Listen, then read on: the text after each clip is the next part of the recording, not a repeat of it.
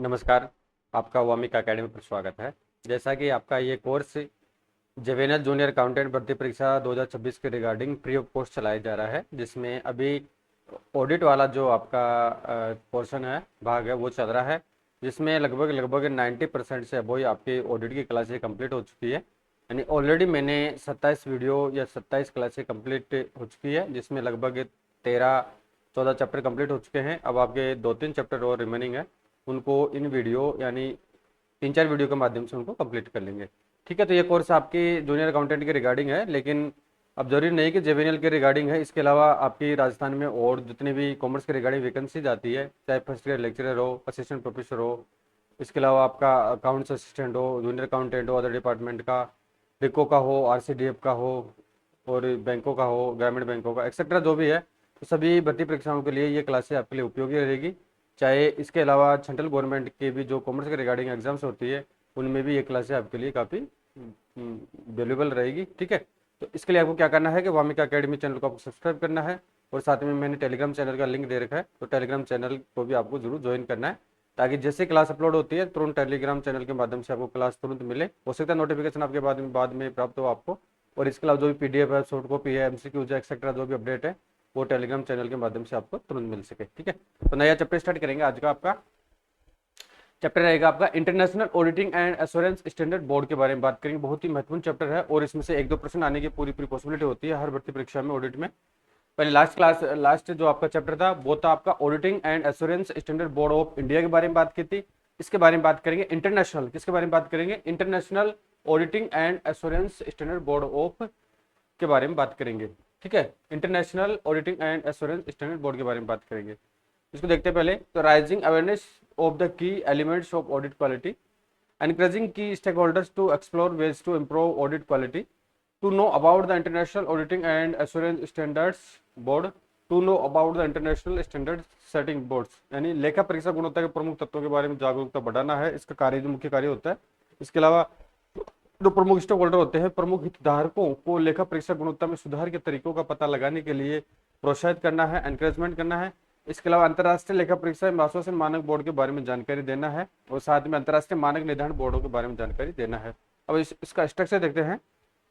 यानी इसमें पहले तो बात करेंगे, यानी ये चैप्टर 2 क्लास में कंप्लीट होगा। तो फर्स्टली बात करेंगे हिस्ट्री ऑफ IISB, यानी शॉर्ट में इसको IISB बोलते हैं, यानी international audit and assurance standard board. ठीक है, और पहले हिस्ट्री के बारे में बात करेंगे IISB की, फिर बात करेंगे द प्लानिंग कमेटी के बारे में बात करेंगे, फिर इंटरनेशनल स्टैंडर्ड ऑन ऑडिटिंग के बारे में कौन कौन से स्टैंडर्ड जारी किए गए उसके बारे में बात करेंगे, फिर IISB प्रोनाउंसमेंट के बारे में बात होगी, फिर लिस्ट ऑफ IAS के बारे में बात होगी, जो भी महत्वपूर्ण IAS है उनके बारे में बात करेंगे, फिर IFSC का रोल क्या होता है, और लास्ट में इंटरनेशनल स्टैंडिंग सेटिंग बोर्ड्स के बारे में यहाँ पे बात करेंगे। ठीक है, तो स्टार्ट करते हैं। पहले हिस्ट्री देखते हैं IISB की, IAASB की, यहाँ पे हिस्ट्री इतिहास देखते हैं। ये अच्छा चैप्टर है, स्टार्ट करते हैं। हिस्ट्री ऑफ IISB यानी international audit and assurance standard board. The international auditing and assurance standard board was founded in March 1978. It was previously known as the International Auditing Practice Committee (IAPC). The IAPC's initial work focused on 3 areas: object and scope of audits of financial statement, engagement letters, and general auditing guidelines. In 1991, the IAPC's guidelines were recodified as International Standard on Auditing ISAS। ये महत्वपूर्ण है। अब इसका इसकी history देखते हैं। तो अंतर्राष्ट्रीय लेखा परीक्षा एवं आश्वासन मानक बोर्ड IISB की स्थापना कब हुई थी। अब ये एग्जाम में क्वेश्चन आ सकता है इस प्रकार से कि IASB की स्थापना कब हुई थी। तो इसकी स्थापना मार्च 1978 यानी मार्च 1978 में इसकी स्थापना अंतर्राष्ट्रीय लेवल पर हुई थी। इससे पहले इसे अंतर्राष्ट्रीय लेखा परीक्षा, अब 1978 से पहले इसको किस नाम से जाना जाता था। तो इससे पहले इसे अंतर्राष्ट्रीय लेखा परीक्षा अभ्यास समिति क्या कहा जाता था, अंतर्राष्ट्रीय यानी इंटरनेशनल अकाउंटिंग प्रैक्टिस कमेटी अभ्यास समिति, अंतर्राष्ट्रीय लेखा परीक्षा अभ्यास समिति के नाम से इसे जाना जाता था। IAPC यानी इसका पुराना नाम आईएपीसी था। आईएपीसी का आरंभिक कार्य 3 क्षेत्रों पर केंद्रित था।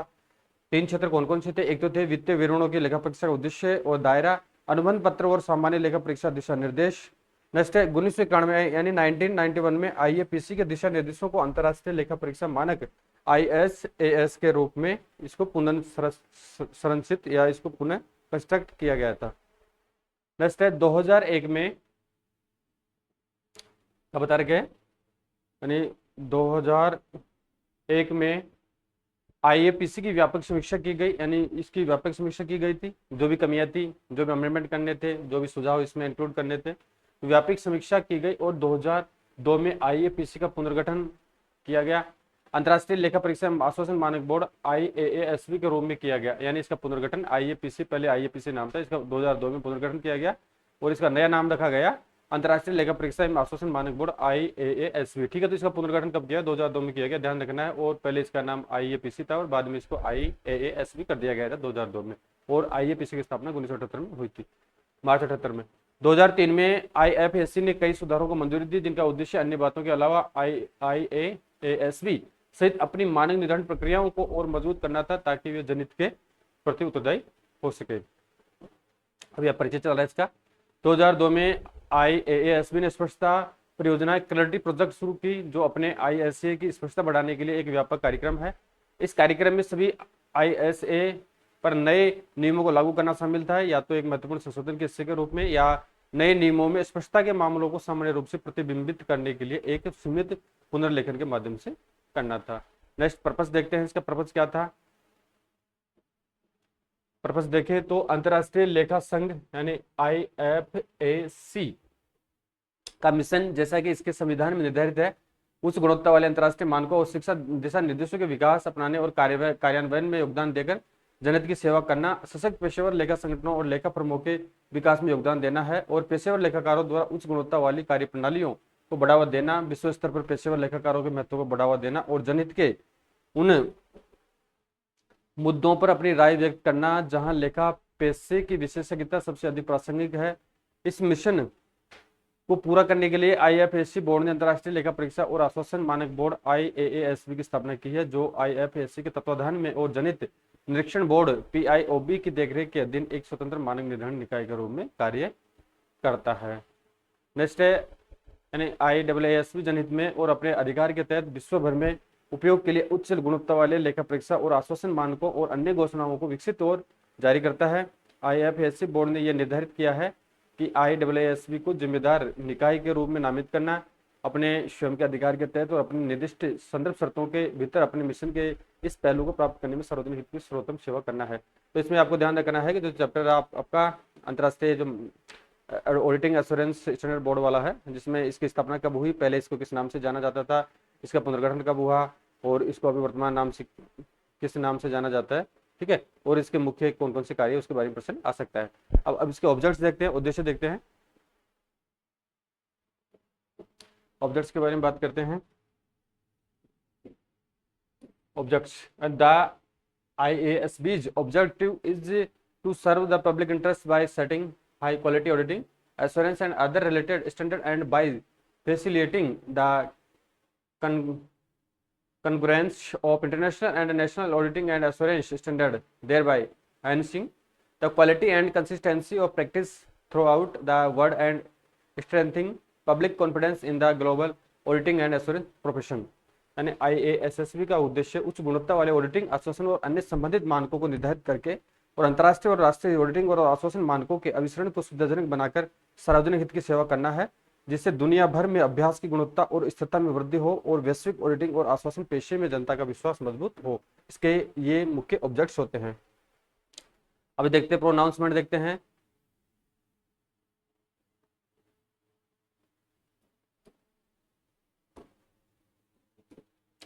उपरोक्त उद्देश्य की पूर्ति के लिए IASB ने निम्नलिखित अंतर्राष्ट्रीय मानक विकसित किए हैं और जारी करता है। प्रश्न तो है, ऐतिहासिक वित्तीय सूचनाओं और लेखा परीक्षा और समीक्षा कार्यों में लागू होने वाले अंतर्राष्ट्रीय लेखा परीक्षा मानक ISAS और अंतर्राष्ट्रीय समीक्षा कार्य मानक ISREs को जारी करता है। इसके अलावा ऐतिहासिक वित्तीय सूचनाओं की लेखा परीक्षा या समीक्षा के अलावा अन्य आश्वासन कार्यों में लागू होने वाले अंतर्राष्ट्रीय आश्वासन मानक आश्वासन कार्य मानक ISAs को जारी करता है। इसके बाद संबंधित सेवा में लागू होने वाले अंतर्राष्ट्रीय संबंधित सेवा मानक ISPRS को जारी करता है। इसके अलावा IASB के कार्य मानकों के अंतर्गत आने वाली सभी सेवाओं के लिए लागू होने वाले अंतर्राष्ट्रीय गुणवत्ता नियंत्रण मानक ISQC को जारी करता है। IASB लेखा परीक्षा और आश्वासन मानकों पर अन्य घोषणाएं भी प्रकाशित करता है, जिससे पेशेवर लेखा परीक्षकों और आश्वासन सेवा प्रदाताओं की भूमिकाओं और जिम्मेदारियों के बारे में जनता की समझ बढ़ती है। इसके अलावा अंतर्राष्ट्रीय मानकों और अन्य घोषणाओं का आधिकारिक पाठ IAASB द्वारा अंग्रेजी भाषा में प्रकाशित किया गया है। तो इसके ये मुख्य मुख्य कार्य होते हैं। अब इसके मेंबरशिप के बारे में बात करते हैं। इसमें टोटल कितने मेंबर्स होते हैं, कमेटी में कितने होते हैं, अध्यक्ष कितने, अध्यक्ष कौन होता है, उपाध्यक्ष कौन होता है, इनकी नियुक्ति किस प्रकार से की जाती है वो देखते हैं। तो अध्यक्ष और उपाध्यक्ष क्या है ये ध्यान रखना। अध्यक्ष एंड चेयरमैन और वाइस चेयरमैन, अध्यक्ष और उपाध्यक्ष सहित IAASB के सदस्यों की नियुक्ति नामांकन समिति की अनुशंसा पर, तो इनकी नियुक्ति कैसे की जाती है, तो IAASB के सदस्यों की नियुक्ति नामांकन समिति कौन होती है, नामांकन समिति की अनुशंसा पर PIOB की स्वीकृति से IFAC बोर्ड द्वारा की जाती है। किसके द्वारा की जाती है, अध्यक्ष और वाइस चेयरमैन की IFAC बोर्ड द्वारा की जाती है नामांकन समिति की अनुशंसा पर। उपाध्यक्ष के रूप में नियुक्ति का अर्थ यह नहीं है कि संबंधित व्यक्ति अध्यक्ष पद के लिए निर्वाचित है। नेक्स्ट है, अब इसमें कितने मेंबर होते हैं, तो IAASB में कुल 18 सदस्य कितने होते हैं, 18, ये ध्यान रखना है, इसमें 18 मेंबर्स होते हैं। एग्जाम में क्वेश्चन आ सकते हैं इस प्रकार से। तो IAASB में कुल 18 सदस्य होते हैं, जिनमें पेशेवर और गैर पेशेवर सदस्य इंक्लूड होते हैं। इसमें प्रोफेशनल व्यक्ति भी होते हैं, नॉन प्रोफेशनल व्यक्ति भी होते हैं, जिनमें से 9 से अधिक, अब इनमें से क्या 18 में से क्या बता रखा है कि 9 से अधिक या 9+9 से अधिक पेशेवर सदस्य नहीं हो सकते हैं, वो 3 से कम सार्वजनिक सदस्य नहीं हो सकते हैं। मैक्स टू मैक्स जो प्रोफेशनल व्यक्ति होते हैं वो 9 हो सकते हैं और 3 से कम सार्वजनिक सदस्य नहीं हो सकते हैं, कम से कम 3 सार्वजनिक सदस्य होने चाहिए। सार्वजनिक सदस्य वह व्यक्ति होता है जो गैर पेशेवर की आवश्यकताओं को पूरा करता है, यानी सार्वजनिक सदस्य किसे कहा जाता है, वह व्यक्ति होता है जो नॉन प्रोफेशनल जो भी रिक्वायरमेंट होती है उसको पूरा करता है और उसे व्यापक जनहित को प्रतिबिंबित करने की अपेक्षा की जाती है, और ऐसा प्रतीत होता है कि वह ऐसा करता है। इसलिए सभी गैर पेशेवर सार्वजनिक सदस्य बनने के योग्य नहीं है। तीनों सार्वजनिक सदस्य IFAC सदस्य निकायों के सदस्य हो सकते हैं, यानी IFAC सदस्य निकायों के मेंबर भी हो सकते हैं। तो चयन प्रक्रिया के बारे में बात करें यहाँ पे, तो चयन प्रक्रिया पद के लिए सबसे उपयुक्त व्यक्ति के सिद्धांत पर आधारित है। जो योग्य व्यक्ति होगा उसी का चयन किया जाएगा, जिसमें प्राथमिक मानदंड नामांकित व्यक्ति के व्यक्तिगत गुण और क्षमताएं हैं जो उस पद के लिए उपयुक्त है जिसके लिए उन्हें नामांकित किया जा रहा है। हालांकि चयन प्रक्रिया में नामांकित व्यक्ति की व्यक्तिगत और व्यावसायिक योग्यताओं तथा IASB की प्रतिनिधित्व संबंधी आवश्यकताओं, जिनमें लैंगिक संतुलन भी शामिल है, के बीच संतुलन बनाए रखने का प्रयास किया जाता है। तदनुसार भौगोलिक प्रतिनिधित्व, लेखांकन पेशे का क्षेत्र, संगठन का आकार और आर्थिक विकास का स्तर जैसे अन्य कारकों पर भी विचार किया जाएगा। IAASB के सदस्य बैठकों में अपने साथ एक तकनीकी सलाहकार को ला सकते हैं। जो भी बैठक होती है उसमें अपने टेक्निकल समझ के लिए तकनीकी सलाहकार को ला सकते हैं। तकनीकी सलाहकार को अपने परामर्श से IASB के सदस्य की सहमति से बोलने का अधिकार प्राप्त होता है, यानी उसकी सहमति से वो बोल सकता है सभा में। इसके अलावा वे परियोजनाओं एंड प्रोजेक्ट्स में भाग ले सकते हैं। तकनीकी सलाहकारों से अपेक्षा की जाती है कि वे IASB की बहसों में उचित रूप से भाग लेने के लिए आवश्यक तकनीकी कौशल रखते हों और अपनी भूमिका से संबंधित वर्तमान मुद्दों की जानकारी बनाए रखने के लिए नियमित रूप से IASB की बैठकों में उपस्थित हो।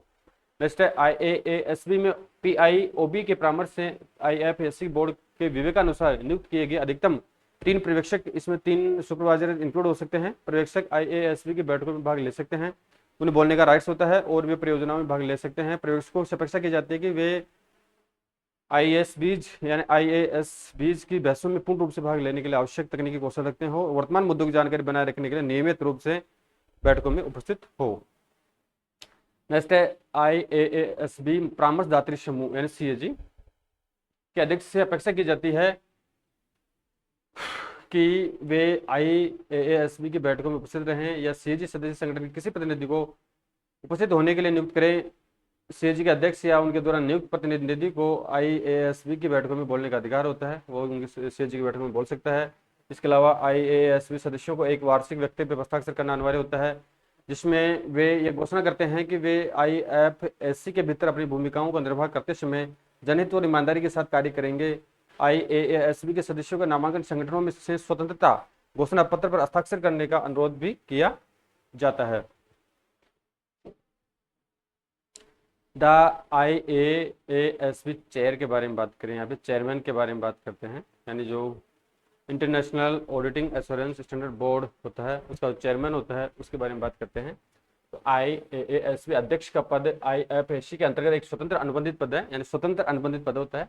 अध्यक्ष का चयन नामांकन समिति द्वारा, जैसे बात हो चुकी पहले, अध्यक्ष का चयन नामांकन समिति द्वारा किया जाता है और IFSC बोर्ड की सहमति तथा PIOB की मंजूरी के लिए इसकी अनुशंसा की जाती है।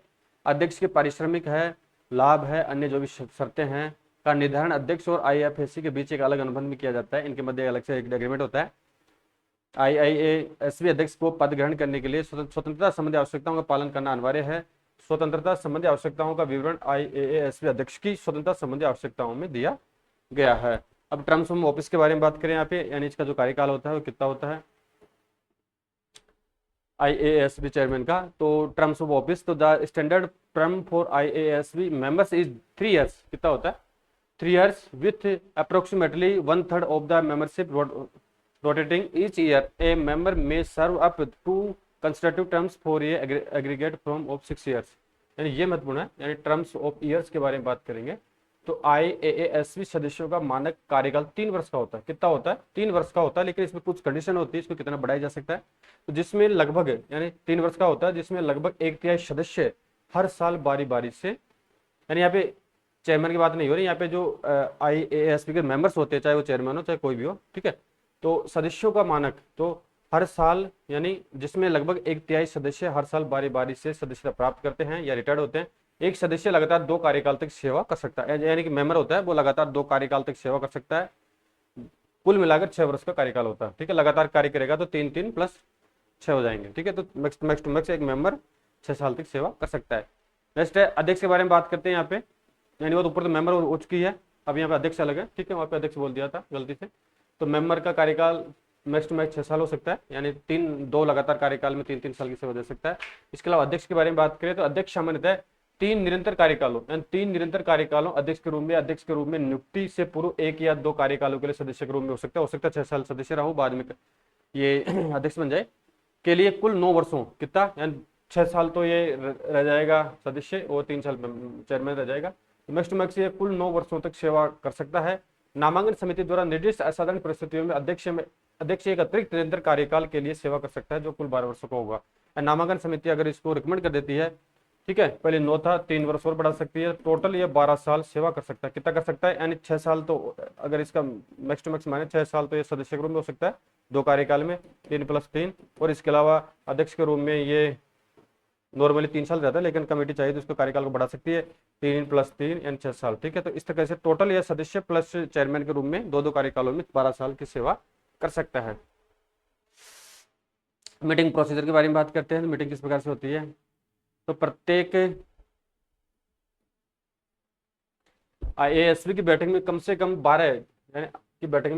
12 नियुक्त सदस्यों की उपस्थिति अनिवार्य है, यानी 18 में से कम 12 नियुक्त सदस्यों की उपस्थिति अनिवार्य है, चाहे वे व्यक्तिगत रूप से उपस्थित हो या दूरसंचार लिंक के माध्यम से, यानी या तो वीडियो कॉन्फ्रेंसिंग के माध्यम से उपस्थित हो या व्यक्तिगत रूप से उपस्थित हो सकते हैं, ठीक है।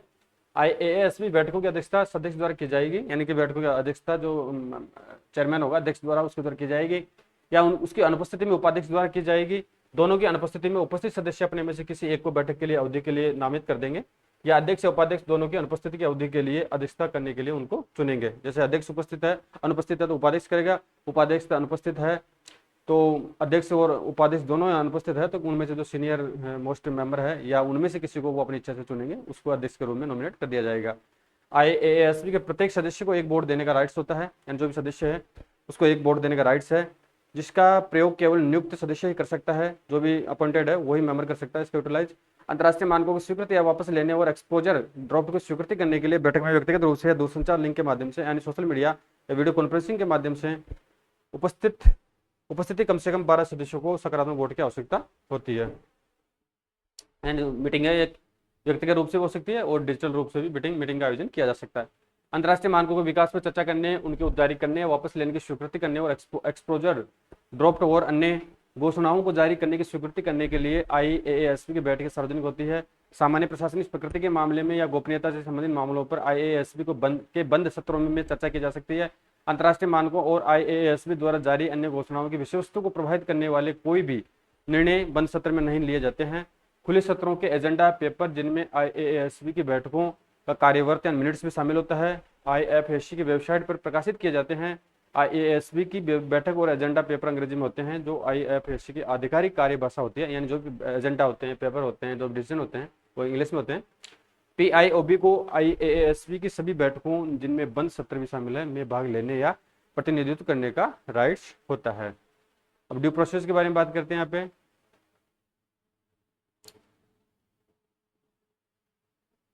यानी IASB को अपनी गतिविधियों में पारदर्शिता बरतनी अनिवार्य है और अपने अंतर्राष्ट्रीय मानकों को विकसित करते समय PIOB द्वारा अनुमोदित उचित प्रक्रिया का पालन करना आवश्यक होता है। अपनी रणनीति और कार्यक्रम निर्धारित करते समय IASB PIOB से यह निष्कर्ष प्राप्त करता है कि क्या IASB की रणनीति और कार्यक्रम को विकसित करने में अपनाई गई उचित प्रक्रिया का प्रभावी ढंग से और जनित का उचित ध्यान रखते हुए काल पालन किया गया है या नहीं किया गया है, ये उनका आंसर करना होता है। ASBs PIOB से उस तिथि के अकॉर्डिंग अनुसार कार्यक्रम में शामिल मदों की उपयुक्तता और जनहित के दृष्टिकोण से रणनीति और कार्यक्रम की पूर्णता पर उसकी स्वीकृति भी प्राप्त करता है। IASB अपने कार्यक्रम में उन मदों को शामिल करता है जिन्हें PIOB जनहित के दृष्टिकोण से IASB के कार्यक्रम का हिस्सा मानता है। नेक्स्ट है कंसल्टेटिव एडवाइजरी ग्रुप है, यानी IASB CAG का उद्देश्य CAG की बैठकों में CAG सदस्य संगठनों और उनके प्रतिनिधियों के साथ परामर्श के माध्यम से ASBs को इनपुट प्रदान करना और सहायता करना है, ताकि निम्नलिखित प्राप्त किया जा सके। क्या क्या प्राप्त किया जा सके? IASB के एजेंडा और परियोजना समय पर सारणी कार्यक्रम का पर सलाह, जिसमें परियोजना प्राथमिकताएं शामिल है, परियोजना पर तकनीकी सलाह और IASB की गतिविधियों से संबंधित अन्य मामलों पर सलाह प्राप्त की जा सकती है। नेक्स्ट अदर देखते हैं। इसके अलावा नेक्स्ट है IASB अंतर्राष्ट्रीय मानक निर्धारकों के साथ सहयोग करता है, ताकि उनके काम को IASB के अपने काम से जोड़ा जा सके और अंतर्राष्ट्रीय मानकों को तैयार करने और जारी करने में उनका योगदान सुनिश्चित किया जा सके। इसका उद्देश्य संसाधनों का साझाकरण करना है, कार्य की पुनरावृत्ति को कम करना है और मानकों के विकास के आरंभिक चरण में ही आम सहमति और अभिसरण प्राप्त करना है। ये राष्ट्रीय मानक निर्धारकों, विधायकों और प्रतिभूति विनिमय केंद्रों द्वारा, यानी विधेयक के बारे में बात हो रही है यहाँ पे, प्रतिभूति विनिमय केंद्रों द्वारा अंतर्राष्ट्रीय मानकों के अनुमोदन को भी बढ़ावा देता है और नए अंतर्राष्ट्रीय मानकों मार्गदर्शन के लिए उपयोगकर्ताओं की आवश्यकताओं की पहचान करने हेतु विश्व भर के उपयोगकर्ताओं, जो यूटिलाइजर है, नियामकों और विशेषज्ञों के साथ चर्चा को प्रोत्साहित करता है। नेक्स्ट है IASB एक वार्षिक रिपोर्ट प्रकाशित करता है, यानी इसके द्वारा एक प्रतिवर्ष वार्षिक रिपोर्ट प्रकाशित की जाती है। और वार्षिक रिपोर्ट में क्या मेंशन होता है? तो वार्षिक रिपोर्ट प्रकाशित करता है जिसमें उसके जो भी कार्यक्रम है, गतिविधियां, जो भी ऑपरेटिंग कार्य किया गया है और वर्ष के दौरान अपने उद्देश्यों की प्राप्ति में हुई प्रगति का विवरण होता है। जो भी लक्ष्य थे, जो भी प्राप्ति हुई, उसका टारगेट होता है। जो भी कार्य उनके द्वारा किया गया उसका विवरण होता है। IFSC बोर्ड कम से कम हर 3 साल में, ये क्या है, जो IFSC बोर्ड होता है, तो IFSC बोर्ड कम से कम हर 3 साल में, कब? हर 3 साल में जो भी IASB के कार्य क्षेत्र की समीक्षा करता रहेगा। हर 3 साल में ये इसके कार्य क्षेत्र की समीक्षा करता रहेगा। नेक्स्ट देखते हैं।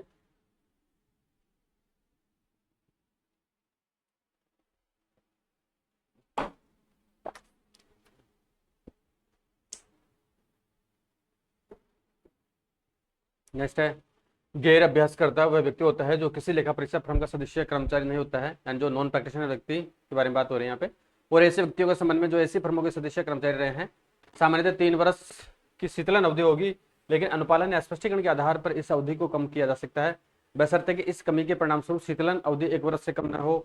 यदि किसी व्यक्ति को 3 वर्ष से कम की शीतलन अवधि के साथ नियुक्ति के लिए प्रस्तावित किया जाता है, तो IFSC PIOB को प्रस्तावित नियुक्ति के कारण प्रदान करेगा, जिससे PIOB IASB में सभी नियुक्तियों को अनुमोदित करने के अपने अधिकार के अनुरूप स्वीकार या अस्वीकार करने के लिए भी अधिकृत होगा।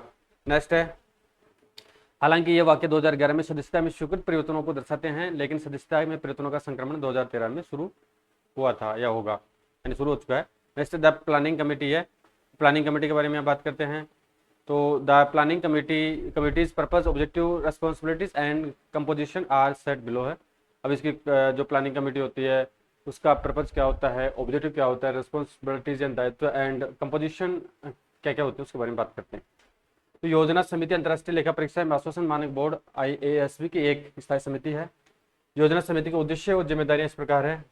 तो बोर्ड के विचार और अनुमोदन के लिए रणनीति एवं कार्य योजना का विकास करना है।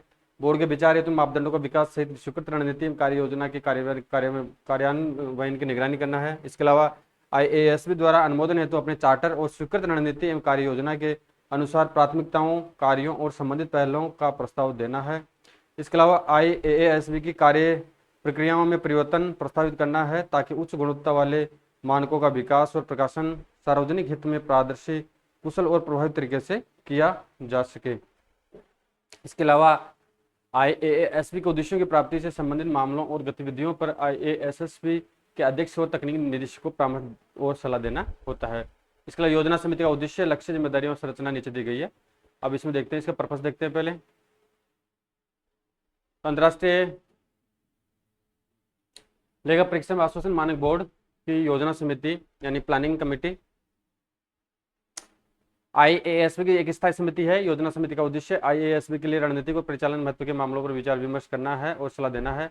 साथ ही IASB को कुछ ऐसे प्रशासनिक मामलों से मुक्त करना है जिन पर एसबी द्वारा विचार विमर्श करना आवश्यक नहीं है। इसके अतिरिक्त योजना समिति ASB के उद्देश्यों की प्राप्ति से संबंधित मामलों और गतिविधियों पर ASB के अध्यक्ष और तकनीकी निदेशक को परामर्श और सलाह प्रदान करती है। इसके अलावा नेक्स्ट है the planning committee reports to the IASB। जो प्लानिंग कमेटी है वो रिपोर्ट देती है IASB किस प्रकार से देती है, तो योजना समिति IASB की रिपोर्ट करती है। ऑब्जेक्टिव देखते हैं इसका, तो लेखा योजना समिति के उद्देश्य निम्नलिखित होते हैं।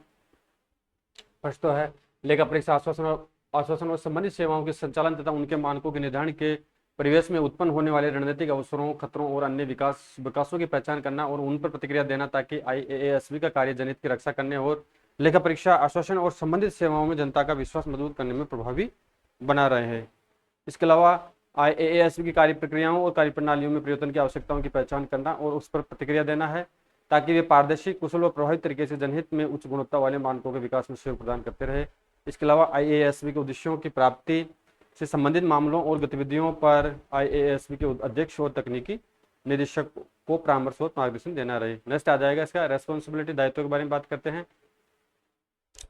तो अपने उद्देश्यों की प्राप्ति के लिए और IASB के साथ उचित परामर्श के बाद योजना समिति है तो IASB की रणनीति, कार्य योजना और संबंधित पहलों को विकसित करती है और आवश्यकता अनुसार IASB द्वारा अनुमोदन हेतु निर्धारित संदर्भ शर्तों के अनुसार उनमें संशोधन करती है। तो क्या क्या कार्य करती है? प्रस्तुत करेगी, रणनीति और कार्य योजना के प्रभावी कार्यान्वयन की निगरानी करती है। यानी इस प्रकार से क्वेश्चन आने की पॉसिबिलिटी नहीं है, लेकिन इनको पढ़ना जरूरी है अगर क्वेश्चन आ भी जाए तो। क्या क्या इनके पर्पज होते हैं, क्या क्या लाइबिलिटीज होती है, क्या क्या इनके ऑब्जेक्ट्स होते हैं, क्या क्या इनके टेक्निकल कार्य होते हैं। तो IASB द्वारा शुरू की जाने वाली परियोजनाओं के आरंभ पर मार्गदर्शन प्रदान करती है, जिसमें आवश्यकता अनुसार यानी रिक्वायरमेंट के अकॉर्डिंग बोर्ड को किसी परियोजना प्रस्ताव को अनुमोदित करने या कोई नई परियोजना शुरू न करने की अनुशंसा करना शामिल है। मानकों या अन्य प्रकाशनों के विकास और प्रकाशन के लिए आवश्यकता अनुसार IASB कार्य प्रक्रियाओं में परिवर्तन पर मार्गदर्शन प्रदान करती है और बोर्ड को अनुशंसा करती है ताकि सार्वजनिक हित में पारदर्शी, कुशल और प्रभावी तरीके से काम किया जा सके। इसके अलावा कार्यबल या कार्य समूह की संरचना पर सलाह प्रदान करती है।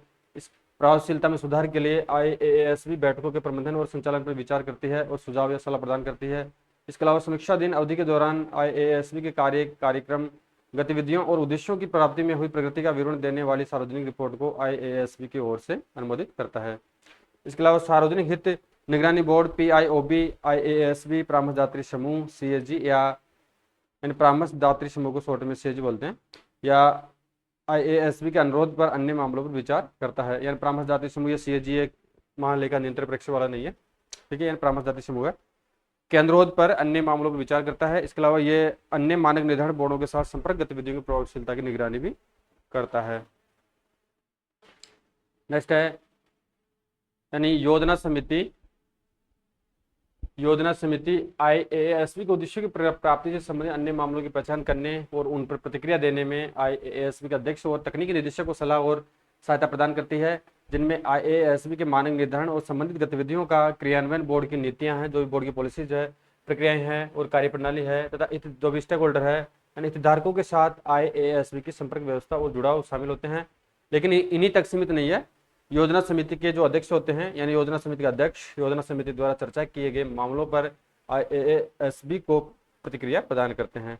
नेक्स्ट टॉपिक रहेगा आपका कंपोजिशन, यानी किसके बारे में बात करेंगे? कंपोजिशन के बारे में बात करेंगे। तो इस वीडियो में यहाँ तक की पढ़ेंगे, यानी वीडियो आधा घंटे से ज़्यादा बड़ा नहीं करेंगे क्योंकि आपका थ्योरेटिकल चैप्टर है, थोड़ा बोरिंग हो जाता है। यानी नेक्स्ट वीडियो में इनको कंप्लीट करेंगे जो भी रिमेनिंग टॉपिक्स है, जैसे आपका कंपोजिशन है उसके बारे में बात करेंगे नेक्स्ट वीडियो में, और इसके अलावा जो भी अदर है उसके बारे में बात करेंगे, और इसके अलावा ज्यूरिडिक्शनल नेशनल ऑडिटिंग स्टैंडर्ड सेटर्स होते हैं NASS क्या होता है उसके बारे में बात होगी। फिर international standard board on auditing ISA के बारे में बात होगी, यानी ये इंटरनेशनल जो भी संस्था है उनके बारे में बात होगी। और इसके अलावा लिस्ट ऑफ द स्टैंडर्ड्स, ये महत्वपूर्ण है, यानी लिस्ट ऑफ द स्टैंडर्ड के बारे में बात करेंगे जो भी स्टैंडर्ड दे रखे हैं। स्ट्रक्चर ऑफ ISAs के बारे में बात होगी। फिर नेक्स्ट बात होगी ऑब्जेक्टिव ऑफ द ISA के बारे में बात करेंगे। फिर स्कोप ऑफ ISA का, यानी स्कोप या कार्यक्षेत्र क्या है उसके बारे में बात होगी। फिर नेक्स्ट बात होगी आपकी IASBs प्रोनाउंसमेंट के बारे में बात करेंगे, यानी ऑथोराइजेटिव प्रोनाउंसमेंट क्या है उसके बारे में बात होगी। और फिर आपका लगभग लास्ट में ऑथोराइजेटिव इंटरनेशनल स्टैंडर्ड ऑन ऑडिटिंग के बारे में बात हो जाएगी। और इसके अलावा फिर लास्ट में आपका लास्ट टॉपिक रहेगा IASB नॉन ऑथोराइजेटिव प्रोनाउंसमेंट, जिसमें आपके इंटरनेशनल ऑडिटिंग प्रैक्टिस नोट्स है, स्टाफ, पब्लिकेशन, लैंग्वेज, ये आ जाएंगे। और इसके अलावा जो लास्ट में आ जाएगा वो list of international auditing and assurance standard जो भी दे के हैं वो यहाँ पे आ जाएंगे, ठीक है। यानी जो भी ISA कौन कौन से हैं, किससे संबंधित है, उनका यहाँ पे शॉर्ट में अध्ययन करेंगे। यानी जो लास्ट वाला ये है, इसमें से प्रश्न आने का भी आपकी पूरी पूरी पॉसिबिलिटी रहेगी, ठीक है। इस प्रकार से आपका चैप्टर ये है। नेक्स्ट वीडियो में इसको कंप्लीट करेंगे और लास्ट में बात करेंगे the international federation of accountants IFAC का जो रोल होता है वो रोल क्या होता है। इसके अलावा independence in safeguarded in the number of ways के बारे में बात करेंगे, IASB के बारे में, ठीक है। इस प्रकार से आपका चैप्टर है, नेक्स्ट वीडियो में कंप्लीट करेंगे। अभी तक इसमें टोटल आपके 36 पेज है, जिसमें 15 पेज कंप्लीट हो चुके हैं, यानी लगभग आपका 40% चैप्टर कंप्लीट हो चुका है। जो रिमेनिंग 60% चैप्टर है वो नेक्स्ट वीडियो में कंप्लीट करेंगे, यानी बहुत ही अच्छा चैप्टर है। और इसमें से लगभग कॉमर्स के रिगार्डिंग जो भी भर्ती परीक्षाएं आयोजित होती है उनमें से 2-3 क्वेश्चन आने की, जो भी ये अभी चल रहा है आपका IASB चैप्टर, उसमें से आने की पूरी पूरी संभावना रहती है। अगर किसी भी फ्रेंड्स को कोई क्रीज हो, कोई संशय हो, ठीक है, तो मुझे कमेंट करके जरूर बताएं। Thank you.